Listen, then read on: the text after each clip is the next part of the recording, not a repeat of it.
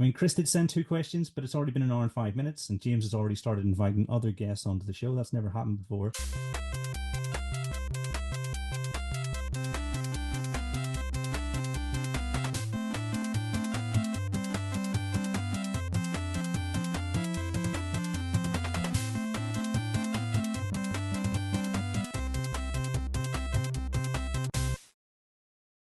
Welcome to Thinking Deeply About Primary Education, a podcast that makes time and space to think about pedagogy, teaching and learning, professional development, anything of interest to time-poor but enthusiasm-rich primary teachers.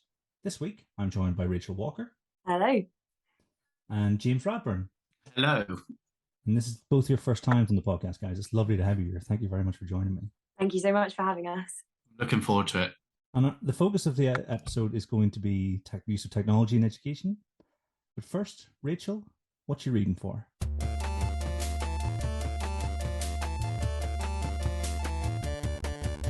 Hey, what you reading for? Okay, so I'm reading two things at the moment. Firstly, very relevant actually. It's a brilliant book. It's more of a publication that's not really a sort of enjoyable read, but just something that's really useful because I'm a computing lead at my school. It's something called The Big Book of Computing Content by the Raspberry Pi Foundation. And it is a fantastic kind of Bible, really, I guess, of all the curriculum for computing, right from early years right up to actually year 13. So it covers up all sorts of exciting things, but it breaks down all of the content for all of the different strands of computing. But it's got lots of interesting articles in there about exciting computing developments in technology and ways that it's used in industry as well. So it gets you thinking more widely as a computing lead rather than just I've got to teach coding. So that's pretty cool. And I am this year, second thing I'm reading is a book all about early years because I've just started being a PPA cover teacher across the whole school and dipping my toes into early years for the first time and feeling quite nervous about it. So now that I'm a little bit more in my stride, I've decided to do some reading to go a bit deeper. And that is Alistair Bryce-Clegg's Best Practice in the Early Years. It's a bright yellow book and it just looked like a good sort of starting point for looking at research into the early years. But I've literally read the first chapter of that and loving it so far. James, what are you reading for? Excellent. Those two books, Rachel, are fantastic. I've read both of those, and I think it was a very similar situation where I was thrown into early years, and that was the first thing I picked up and opened, and I really opened my eyes. One of the books I'm reading at the moment is Thinking Deeply About Primary Mathematics, Kieran, because I came as a maths lead recently, while I had a baby and then while we had Ofsted as well, and it worked out in my favour, all of those things somehow.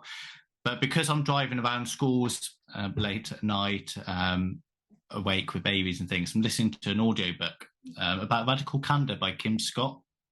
Now, she worked at AdSense for Google, Apple and Dropbox and Twitter, and her book's all about leadership, but caring personally, but also that challenging directly. And she's got some wonderful stories in there about leadership outside of education and lots of lessons in there that really bring into my role as an assistant head and working across our trust as well. So Kieran, what are you reading at the moment? My recommendation is a blog, and it's by Juan Fernandez, who is a Spanish secondary school teacher. And in his blog, which can be found at Investigación Docente, he's got his first blog in English, which is Beware of No Problem Teaching. And essentially he explores cold calling and where it can possibly go wrong. And I think Rachel in our Discord, different Rachel, she mentioned that she'd used it with her teachers and was asking the question, why do so many people think they're cold calling when they're not? And I think that's a really important question. So this week, we're going to explore technology in education. I had really hoped to have read Daisy Christodoulou's book about technology in education before this episode, but we haven't really done one. And I think we need to do one, Teachers versus Tech. Yeah, nice one, James. Because I'm a bit of a tech skeptic, and I know that I work for an education company that utilizes technology, and so I do believe that technology does have a place in education, but sometimes I feel like it can be shoehorned into situations where it's not, and that can have sort of negative consequences. But I think before we do anything else, I think we need to establish what we mean when we say technology, because as my 8-year-old will say to me, everything is technology, because then you go through a list of things that aren't computerized, and I say, that's technology, and yeah, it gets tired pretty quick. So Rachel, for the purposes of this episode, what do we mean by technology? So I was thinking about this and I started to write things down, and the obvious thing for me is obviously kind of laptops and iPads, tablets, whatever you have for, you know, Google tablets and things like that.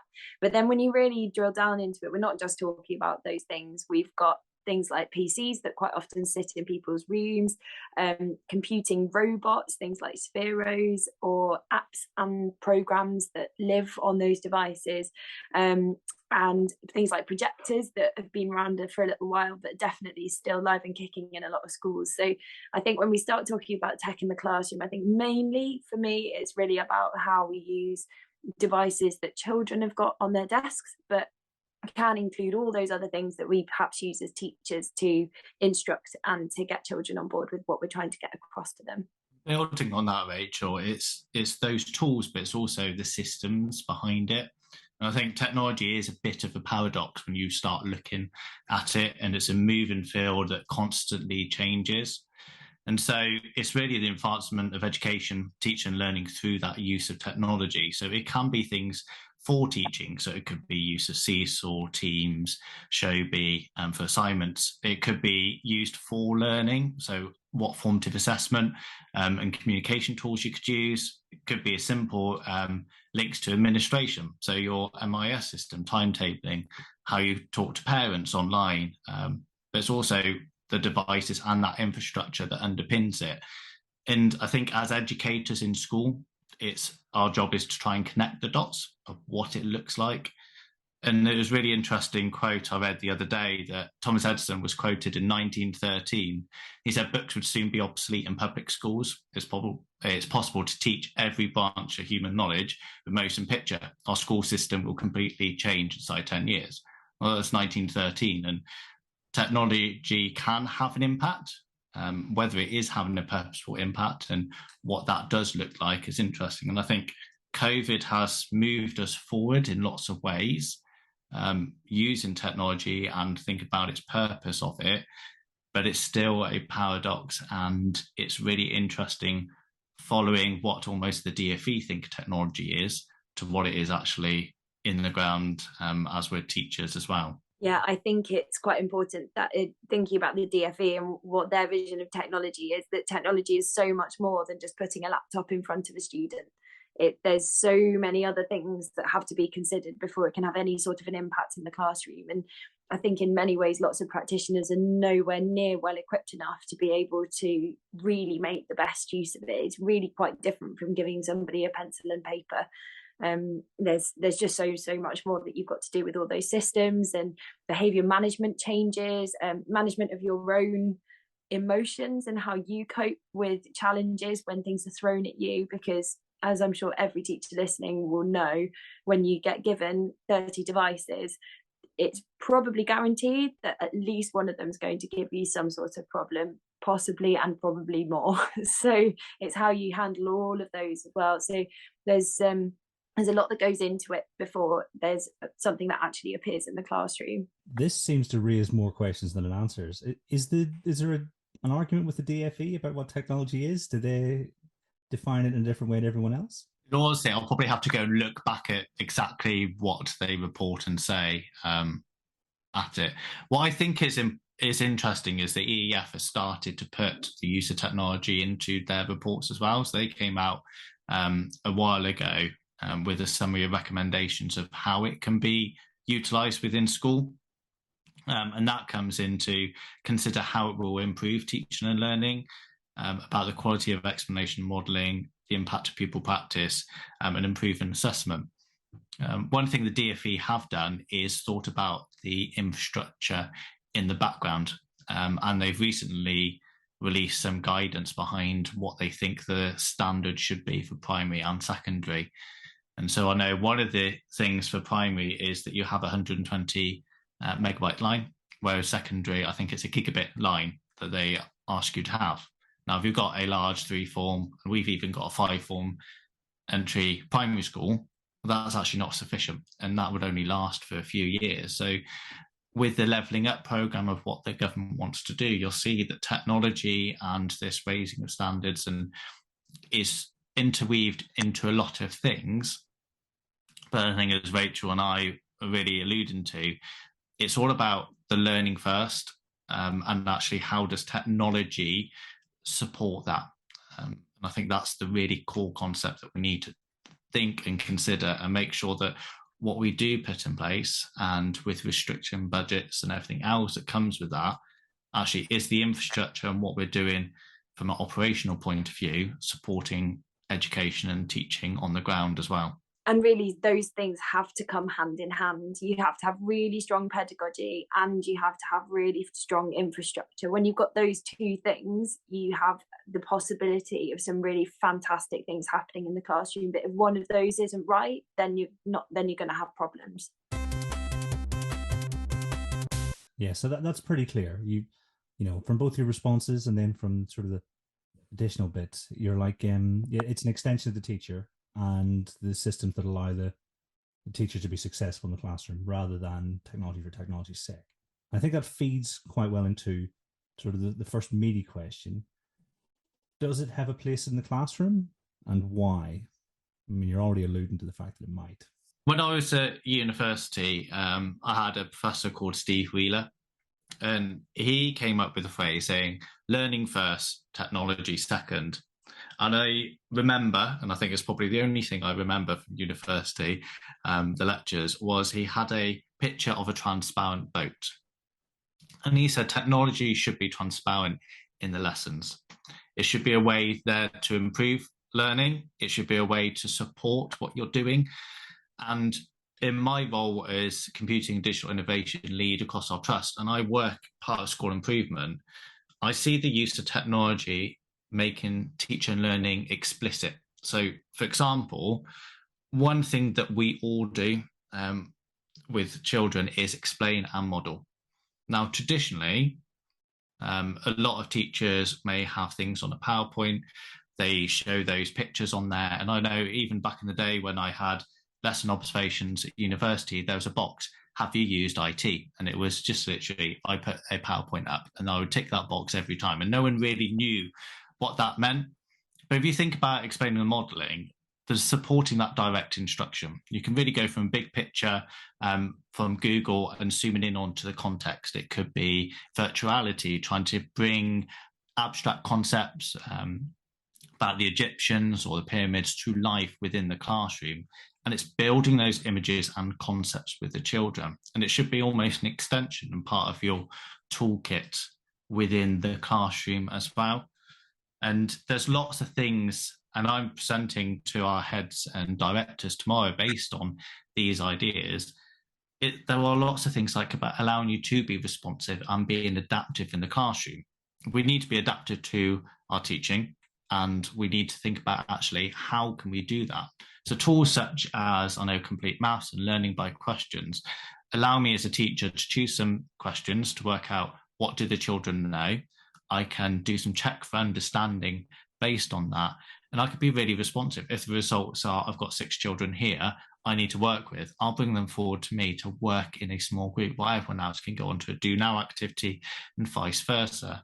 And it's how you integrate good technology with your teaching and learning, not only to help with the workload, but to give you those insights that you may have overlooked quite easily as well. Yeah, definitely. There's so many different things with the teaching itself that technology can enhance. And there's a really helpful model called the SAMR model, which we often talk about in our trust, about what the role of technology is in your classroom. And it's at the beginning level, we'd expect people to be using the S is for substitution, but we'd really be aiming to go right up to the R, which is where we're looking for it to completely revolutionize the way that you're teaching. So you kind of go from substitution through to augmentation, which is where it's making it slightly better. Then you're looking through to modification, which is then making sure that you're changing your teaching for places that it couldn't really go if you were just using your standard teaching in the classroom.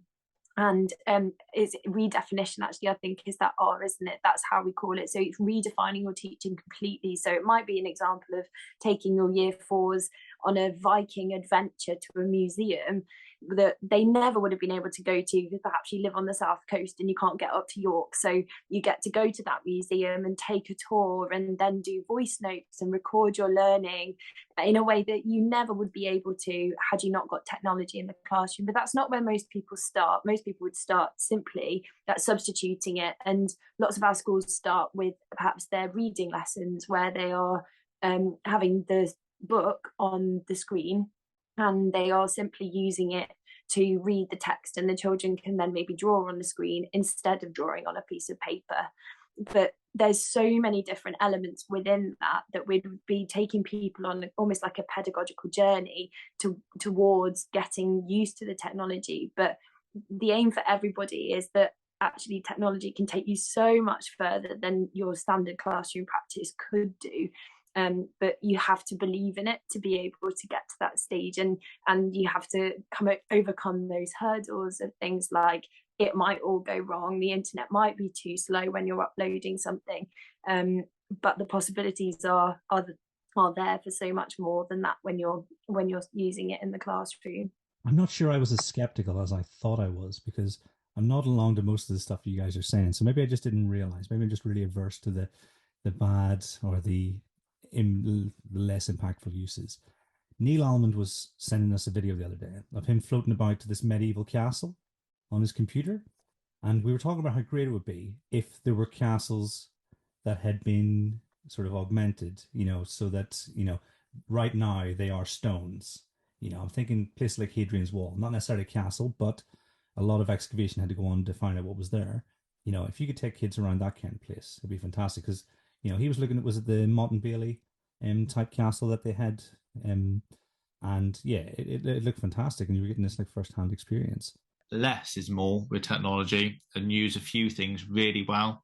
So for me as a teacher, as an educator, and looking at this from an operational point of view as well as a delivery point of view, I make sure that our teachers have an iPad and a stylus and they can mirror.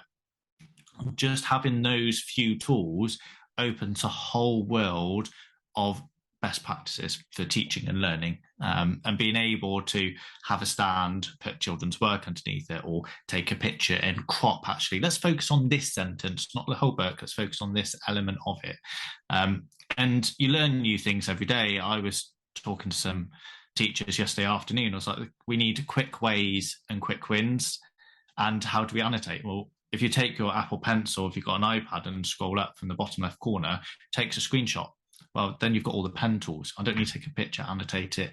And often we're very quick, and we've got to be responsive in the classroom. It's very hard to be responsive if you don't have the tools at your disposal. And I think that's where technology can help. So we use learning by questions. That gives me some really quick analysis. I can be responsive. I can say, right, let's address this misconception straight away. Now, we're not going to get rid of teachers. I think COVID's proved that. We've done online learning and we're still here. We've still got a job. So the art of teaching is really important. But I think these tools, if used appropriately and properly and really thought about, can really complement and support what we're doing. And what I really like about these tools, about complete mouse learning by questions, carousel learning by adding boxes as well, there's lots of questions already thought out there. There's lots of resources you can already use.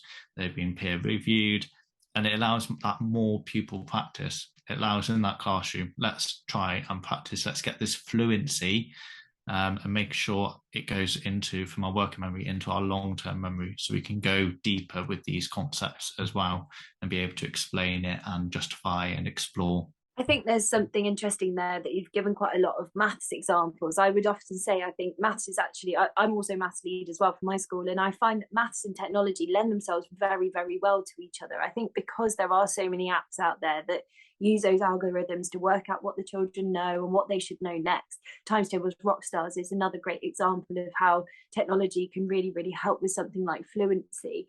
I think where it then takes perhaps a little bit more thought is where we look at it across the rest of the curriculum. So how might you use it in RE, for example? And we've used it in school to record conversations between children and record thoughts about things that perhaps they don't want to share as the whole class, but you as a teacher are able to then get those responses and have a look at the way that they're thinking about things.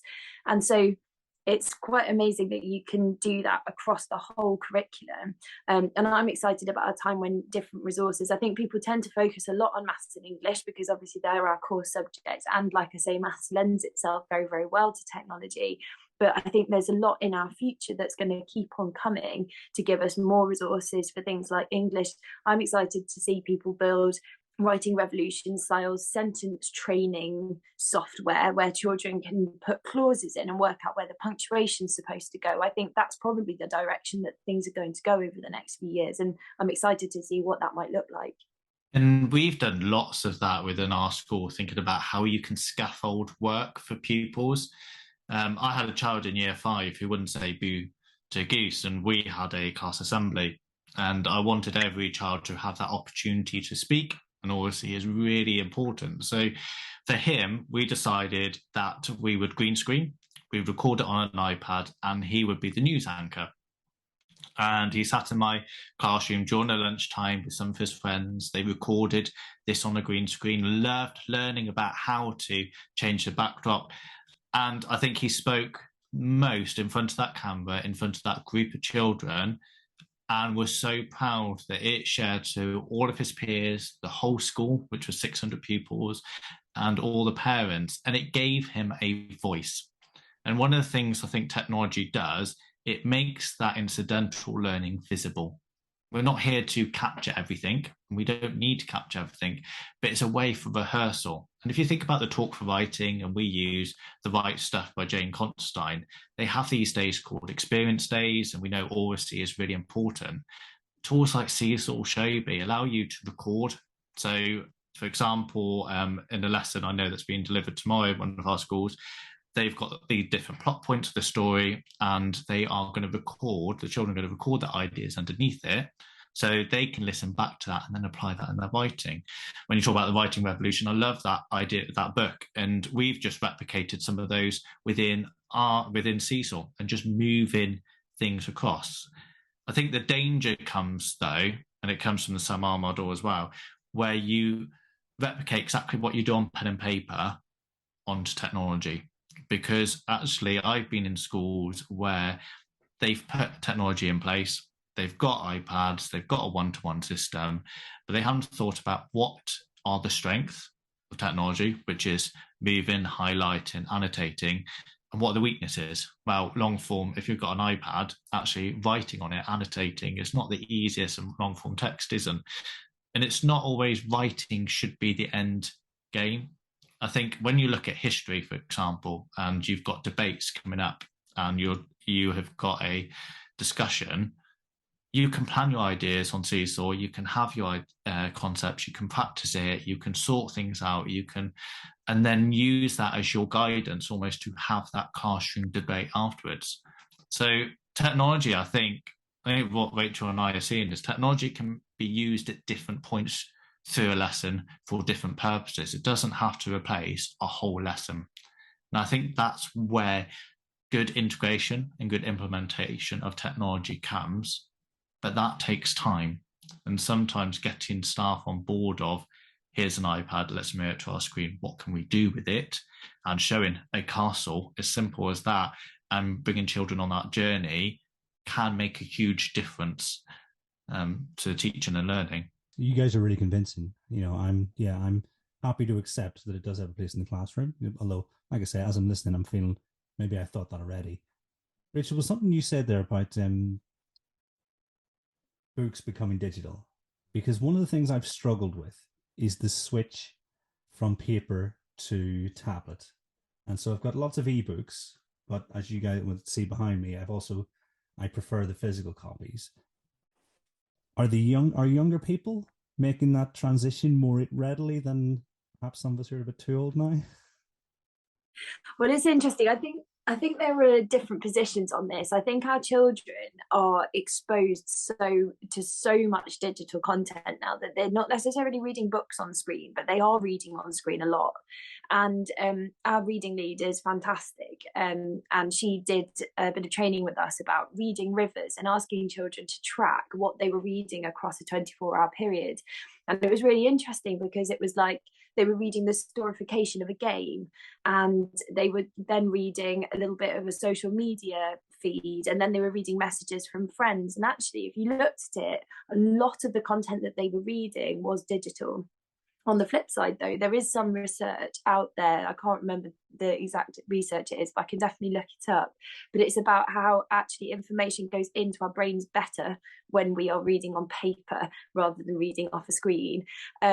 I can't particularly remember the reasons why that is, but I can definitely surmise that there are things like distractions. You know, when you're on a screen, you get your notifications through. It's also much more tempting to read differently when you're on a screen. I think you read more quickly because you're used to scrolling and getting the general gist of content, whereas when you're given a piece of paper, you have to take it all in, and I think you approach it differently. And so I definitely think that paper copies of things have a place as well as digital content, but I think they sort of come hand in hand, really. Nice, yeah, because the market probably would have swallowed paper books up over the last 10 years if it were on its way out. So yeah, so I can totally see that. So I feel a bit better about myself as well. We started to branch into the next question. And if I could throw this to you, Rachel, what are the features of effective utilization of technology in the classroom? I mean, what would your guiding principles be? So if I were to walk into a classroom and see technology being really used effectively, I would be seeing very, very deliberate choices about when and where those devices were used. So it would be everybody iPads away, because at the moment we're focused on the front of the classroom because I'm giving you some input and I'm expecting questioning and I'm expecting you to join in. But perhaps then in the next 5 minutes, everybody's iPads are out, they're giving an answer to some questions, and the teacher's using technology to see all the answers simultaneously so that they can do some really effective assessment for learning. Perhaps then I would see that the teacher makes a choice about which particular things to share with which particular children. On Shobi, there's a really great feature where you can set assignments up to then have content that's only shared with certain children at certain points. So you can have maybe 3 different things saved into a folder, but the children don't see any of them till the point that it's appropriate for them to see that in the classroom. So I really would be looking for teachers to be very, very deliberate about the choices that they were making when technology is used, but also really, really tightly controlled, because you are, Head was saying about how you give the child the world in front of them when you give them a device, and that's the most incredible thing, but also the most distracting thing in the world. So if we don't control it, then really we've lost them. It's the same as giving them like Play-Doh and Lego and all sorts of other things to try and play with while you're trying to teach them about subtraction. So then it's, how does the teacher make sure that it's really, really focused on the learning? And we know that with cognitive load theory, it's really, really important that the children are only thinking about really small amounts in their working memory at any one time when we're trying to get them to focus. And so we can't be overloading them with loads of split screens, apps going everywhere, and lots of different things when they're thinking about really tricky content. So those for me would be the kind of starting points of some really, really effective practice. But also, technology is really engaging, and I think I would love to see teachers having fun with it and getting the children standing in front of a green screen and pretending they're in the Great Fire of London, like our Year 2 teachers have done, and then they've gone on and done first person storytelling about their experiences. And it should be creative, it should be doing things that you can't do when you're just in the classroom, and trying to imagine things that perhaps you haven't had experiences of. The cohorts that we teach, quite often they're not as well traveled perhaps as we are as adults, and they can't imagine going to the beach, or they can't imagine the middle of a city, but we can use technology to take them to those places, to give them those experiences as well. So yeah, as kind of starting points, that's really what I'd be looking for, I think. Building on that idea, Rachel, of taking them on a journey, one thing that we're very lucky at one of our schools is to have an immersive room. And so we have quite a small room where we can get about 8 children in, and we can take them to the depths of the bottom of the ocean. And the sound and the full experience is incredible. And before it went in, I was a bit skeptical about how it could be used. And looking at even our Senkos, and YouTube's amazing because it's got 360 VR videos that we can put in there. But we've prepared children they've never been to hospital before and they've got an operation coming up. So we've actually sat in the immersive room and put them there so they're ready for this. Or children who've never been to a theatre performance. And it's not just for everyone, where we can get some really great stimulus for writing or going on visits where we can't actually travel maybe across country or to the other side of the world to go and see these amazing things. Technology can, to a degree, replicate it, but also it can really support those SEND pupils and nurture for children as well. Now, my role as digital innovation lead kind of sits between the technical elements, and I'm a teacher who knows enough technical of how the infrastructure and how that causes it, as well as the teaching and learning. And I think that's a really interesting bit to sit in between, because what Rachel was talking about was all those amazing teaching and learning things that we can do, but that doesn't happen if you haven't got a good infrastructure behind you. And so things such as even what your financial plan is, have you got the right AP points in there? What's that look like for the next 3 years, 5 years, 10 years down the line? What support have you got from your MSP, which is your managed service provider, or technicians? Are things set up safely? I know we both use iPads mainly because you can lock them down so tightly and control them through things like Apple Classroom. We know the security is safe on there. They update their security profiles and ISO quite often. But it's things like communication, collaboration, and there's an awful lot of elements to what a good digital strategy can look like. Now, one of the reasons over lockdown, we didn't really advocate too many live lessons. We did a lot through Seesaw, we did lots of videos, and then we added bits and pieces, because during the first lockdown in particular, we didn't have a situation where all teachers had their own laptop. And when they were in school, we knew our infrastructure and our broadband wasn't fit for purpose. So what was going to happen was they're going to have false starts, there was going to be frustration, and there was going to be resistance. Instead, we did things on Seesaw, we had activities, and then we recorded videos and actually limited what we put online. And actually that worked extremely well.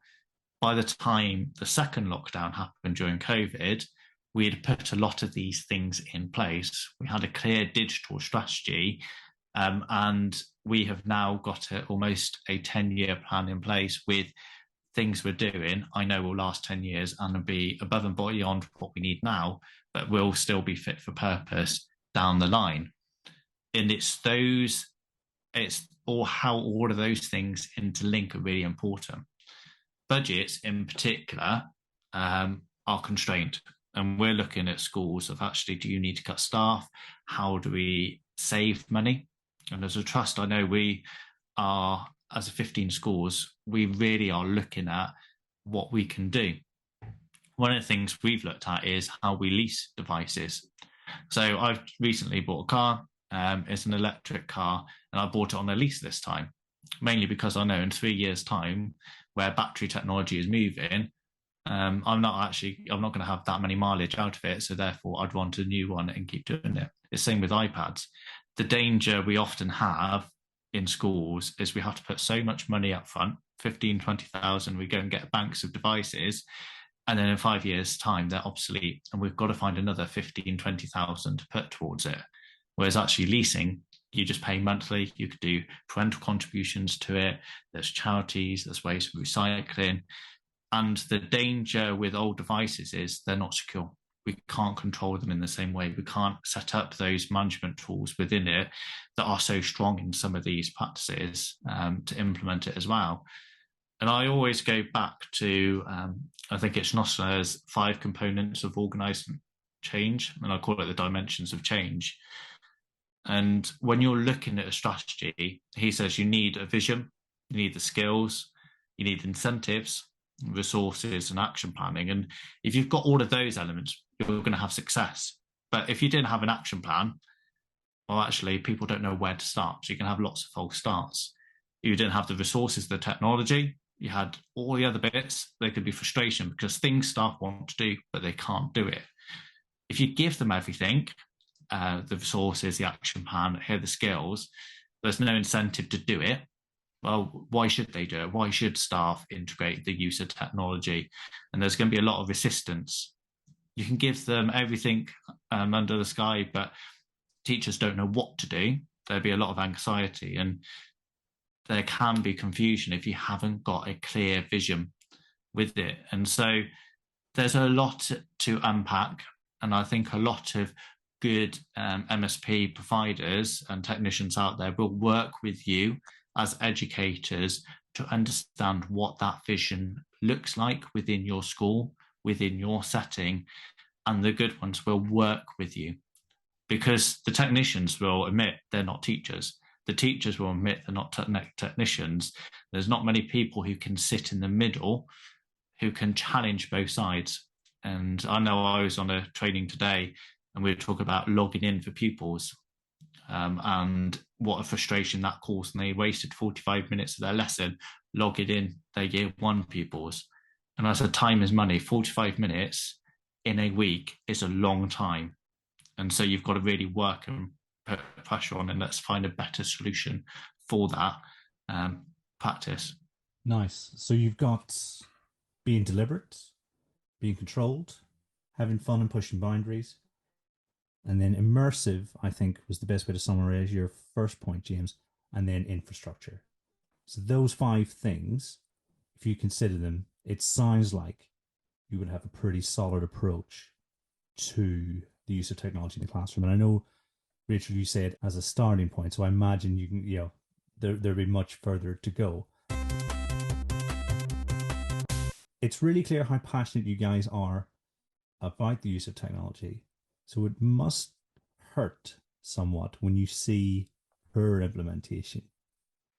If we consider how much things cost, and it's like you said, time is also money. So the time spent poorly using something, the outlay, if we think about certain states in America or maybe counties in America that spent billions of pounds on devices in the past, what are the red flags we should be watching out for? Say, for instance, I am a school leader and I am hemorrhaging time and money. What should I be looking out for? One of the massive red flags for me is iPads sitting or tablets just sitting in classrooms. When a big investment like that has gone into infrastructure, if they're not being used, it is just such a waste of money. And that, it's saying that it hurts. That's what hurts me, is when I see all these amazing devices sat there waiting to be used with all these possibilities, and then they're just not used. The other thing that's a massive red flag if I'm going into classrooms and thinking about poor utilisation would be if they're just a babysitting device. There are some incredible apps out there which will genuinely, like we were talking about earlier, they will assess the children's learning and move them on to the next stage. And I think it can be really, really tempting to say, Friday afternoon, I'm tired. You guys can all just go on Prodigy Maths for 2 hours and have a lovely time. I'm sure they will learn things, but we are not paid to stand in front of them going on things that they could be going on at home. That's really time wasted in front of the children. So I would be really concerned if they were just being used as a babysitting device. That being said, there are things we can give the children in school with those devices that perhaps they don't have access to at home. Perhaps it's apps that we've paid for. So something like Book Creator is an amazing app that you have to pay for to have on those devices. And our children don't take our devices home, but Book Creator is an incredible bit of software, which is essentially like a very, very simple Word document producer, which can ultimately be exported to be like a PDF, or it can be an ebook that's read online with sound effects and things like that. And it's a paid for app, and the possibilities with it are amazing. I'm using it everything from early years right through to year 6, but also I've produced brochures for parents on it about e-safety that have then been they're then live, so the parents get a QR code, and then I can just add digital online safety updates whenever they become relevant. So it's like a live parent booklet, so you can use it for all sorts of different things, but it is a paid for app. So those kinds of things, we can give children those experiences in school when we've paid for them, but I definitely wouldn't want them to be just an opportunity to be babysat as well. I think traditionally what we used to have when I started teaching was you'd have digital cameras. And even if I open up drawers in schools, I still find those old digital cameras. And what did staff do with those pictures? Absolutely nothing. Or spend hours going to the photocopier back and forwards and printing reams of pictures, sticking in books. And even nowadays, one of my frustrations is technology. They haven't thought about how to capture that learning and utilize it within what they're doing already. So they may do some stuff on the iPad. They may do some green screen. They may do some video editing. They may do something on 3D modeling, but it's just stuck on that iPad and they don't know where that iPad is. And when you come and do a pupil voice with those pupils and talk about, okay, show me what you've been doing in computing, tell me about this. Not only am I frustrated because they can't show me, the children get frustrated and disheartened that they've lost their work. So when you're really looking at utilisation and implementation, always think about, where do you want that work to be? How is that going to look? So we use Seesaw or Showbees, another equivalent, and I've seen schools use Book Creator as well. Is that going to be part of their digital learning journey in some ways, and integrating that within what they're doing already? And so one of those things is, because we use Seesaw from early years to year 6, we got rid of like early year learning platforms like ILD or Tapestry or Too Simple. So we have that consistency running through all of our schools. So we can, teachers know how to use it, pupils know how to use it, but also most importantly, parents do. And so what technology can do is break down the barrier of home and school. And so as a parent, you can ask your children, what have you been doing in class? You can ask them, I know some teachers even put like retrieval questions on that you can ask your people and break down that. Do you know, if you ask your child, what have you done at school today? They're going to say nothing, or they're going to forget, or they don't want to tell you. But actually seeing what they've done and carrying on that conversation is fascinating. My son's just gone to started reception, and asked him the question about Diwali today, and he was telling me all about Diwali because I know he's done that in school.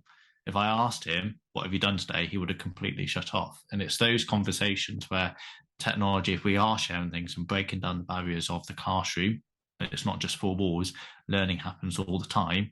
And we want to instill a lifelong love of learning. My frustration is actually when it's just on an iPad and it's lost and they can't see their work again. And as a child, imagine if you had work on somewhere you spent hours on, you're really proud of, and you can't access it or see it again. So that would be my frustration. Slightly more subtle, but not a slightly more negative thing when technology isn't used so well, is not actually considering what the learning is. So it's really, really key when people are using it for, say, science or something. There was a lesson I did a couple of years ago where I wanted to use science as a program called Clips, an app called Clips that you have on the iPad for a science investigation. And I wanted the children to take pictures of their science work all the way through, and then add an explanation over the top of it afterwards with arrows and explaining what they'd learned in science. But what was really key for that science investigation and the result of that to use, a bit like what James was saying, having that kind of outcome, it was really, really key that the children had some Clips understanding beforehand. They'd never actually used it. So I had to make sure that I had a separate computing lesson all about how to use Clips before we could even start thinking about the science. Because if I had tried to do science and Clips learning all at the same time, probably they'd have had a great time using Clips, but we would not have got anywhere with the science. And so it's a little bit more subtle, and that's actually where when I said as a starting point of good use of technology, this is where I'm aiming for people to get to, is understanding which bits of their lessons are about the children understanding the technology, and that's the computing curriculum, digital literacy, and which part are they thinking about maths, or are they thinking about science, because they have to know that as well. And there's a really fine line and sometimes it can get quite blurry between the two. And I think it's important for teachers to have a really good understanding of what the children and their experience, what they're learning throughout that whole process, really. I had the same conversation today. I was leading a leading primary computing course, and we're talking about the IT strand of computing is where you want children to have that core skills and knowledge about these, not just different applications, but different ways of using things. So for example, year 3, we teach them animation.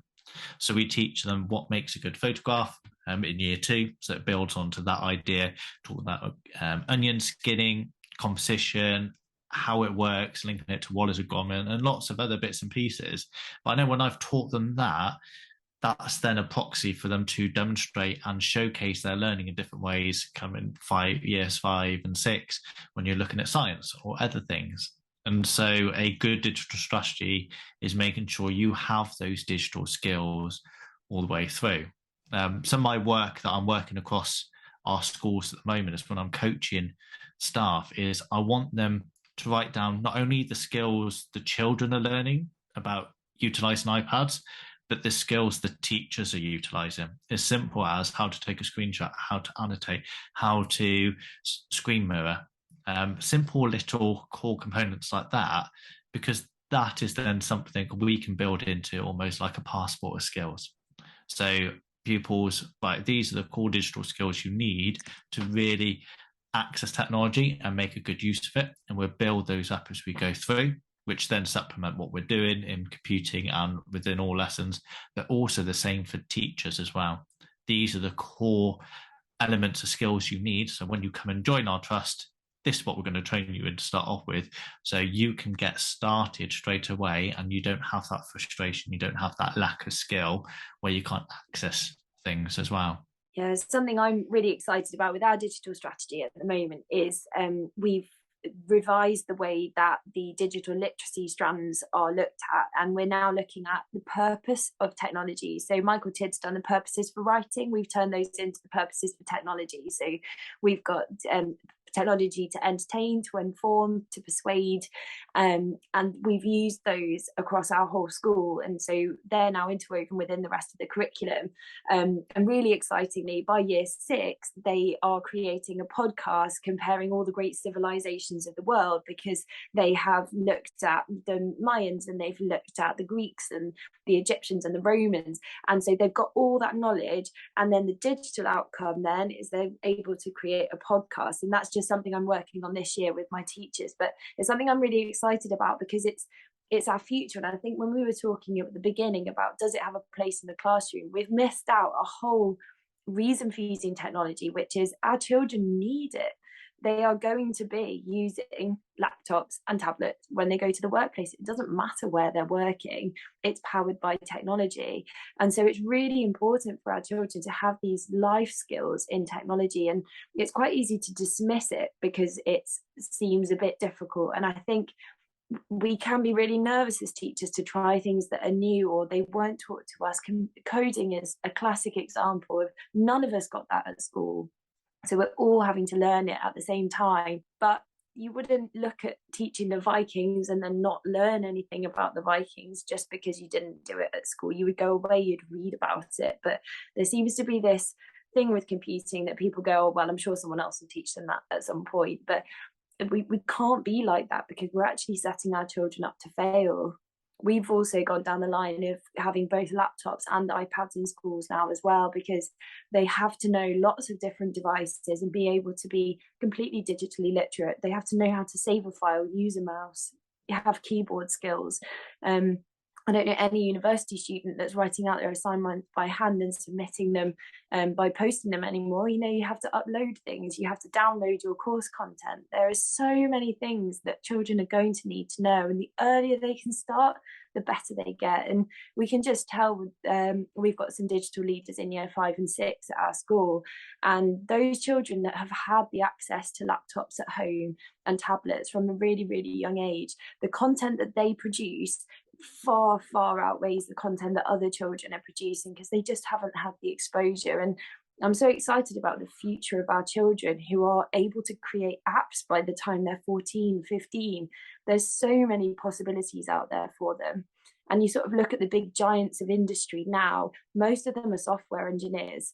Most of them are coders and programmers, and they're the ones making the big bucks. But they're also the ones that are going to make a difference in the world. And no matter what you're coming from as your motivation for this, whether it's money or moral purpose, I still think you're going to need these skills in the future. It comes back to this idea of creators versus consumers. I think a lot of us are guilty of just consuming technology. People spend hundreds of pounds on an iPad and we watch things, but actually children from us in early years and younger, they love to play. They love to play within boundaries, and technology really allows that. And that's what the computing curriculum really is. It's all about that computational thinking of being able to tinker, to play, and to be able to create. And I think that's where technology allows us to really explore that in new and innovative ways that we've never been able to before. If you think about when we sent man to the moon, that computer code was written on paper, and our phones are more powerful than the computer that sent man to the moon. So it's more about what we do with that technology and how we utilize it effectively.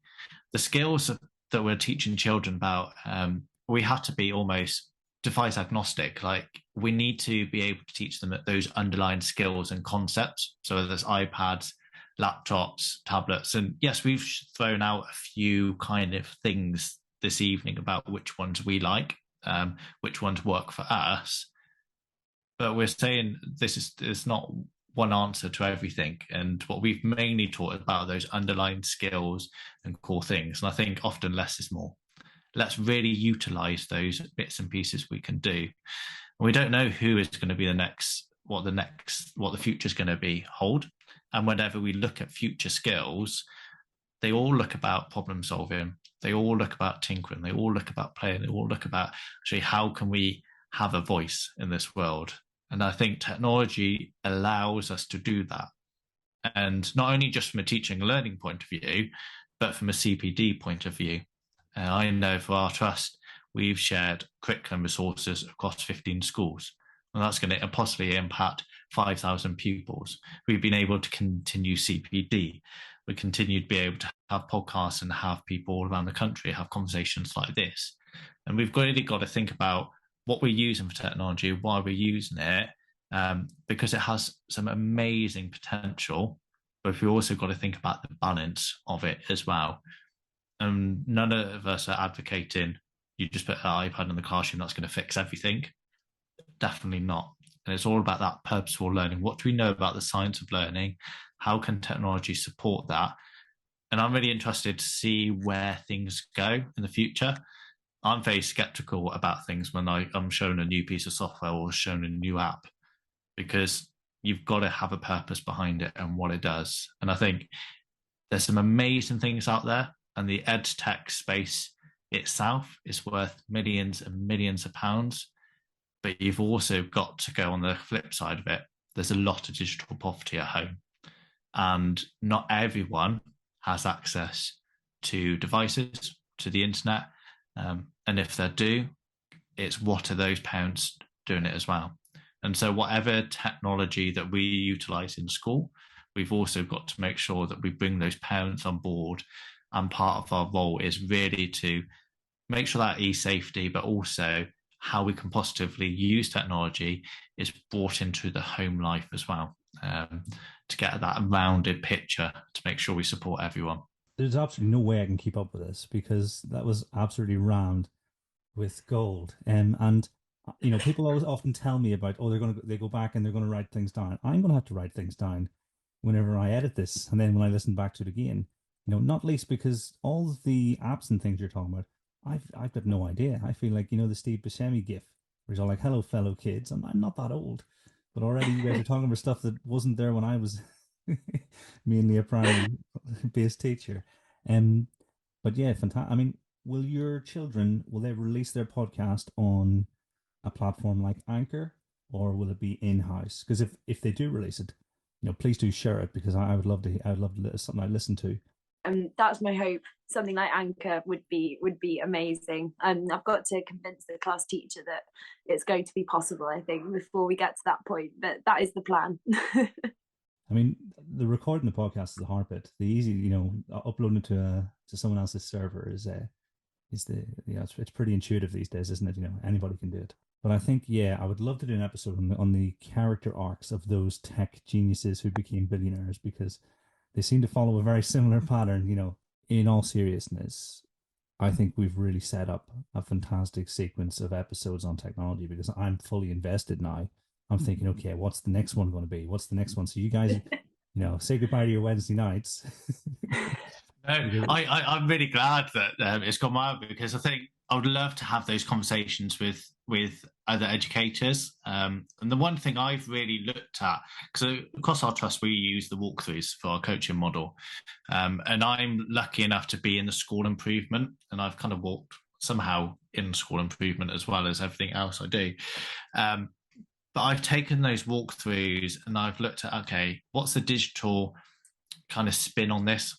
Because you can give someone, say it again better, or you can coach them through that process. But if I give them an iPad and show them something, well, actually, you're explaining and modeling. You're really taking a live model, or you're going big picture, small picture. And they're utilizing those tools in such a purposeful way, and it's that deliberate practice, that if I did it another way, I'm not sure some of those teachers would actually follow those. And it's all built in that pedagogy of it as well. And that was my talk at Research Ed, was actually how we can look at good teaching and learning, how we can get that technology interweaved as well. And I think it would be really interesting to see who else we can get on this podcast to explore it as well. And I know Daisy's done a lot of really some amazing work on it. I know Al Kingsley, Mark Anderson, there's some big wigs within the area of it as well. I think it's also going to be quite difficult to find someone, because I sit in the middle. I sit between I see lots of factors. So I work with head teachers, I work with directors, I work with teachers, I work with technicians, I work assistant head, I work with, I'm a governor at another school, and I see it from lots of different perspectives, and I find it fascinating talking to all these different areas, and I know what I want to get to. It would just be interesting to see other schools and where they are in their journey, and it's that rollout, I think, is that implementing is the hardest element of it. We've got a clear strategy, this is what we want, but the implementation is difficult. I also think that there's a history in EdTech of being very, to use the Twitter sphere vocabulary, very, very, very progressive. And so I think a lot of more traditional people don't touch it with a barge pole, because they think, well, that's all about collaboration and project-based learning, and they're never going to learn anything if I use EdTech, because that's the noisy parts of the EdTech industry that are coming out. And as I've got deeper into investigations with not investigations, but involvement with big companies, then I've lost my way a little bit with them in terms of pedagogy, thinking, actually, I don't really agree with your values. I don't agree with what you're purporting here to be good teaching. And so a bit like James, I sit in the middle here, trying to take all these noisy money-making big companies who are trying to push certain agendas, i.e. trying to get money from us all, but then also holding my professional integrity as a teacher and a leader to be going, actually, what's the benefit for the children that are sat in front of me? Why do I need to use this? I absolutely believe in it, but not necessarily for all of these other reasons that keep being shouted at me. And I think there is a really important discussion. I think the walkthroughs is a great example where we can talk about real life pedagogy and real life great teaching, and how technology doesn't only help that, but actually makes it even better. But that's a really quite a high level discussion to be having with schools who are not even on that journey yet. And I think that's our challenge in this space at the moment. That's brilliant.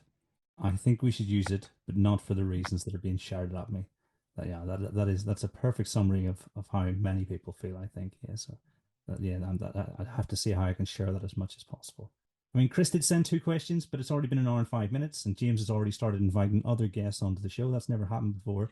He must have been reading Steve Jobs' autobiography or something recently. So what we'll do is we'll save those for next time. They're quite fun.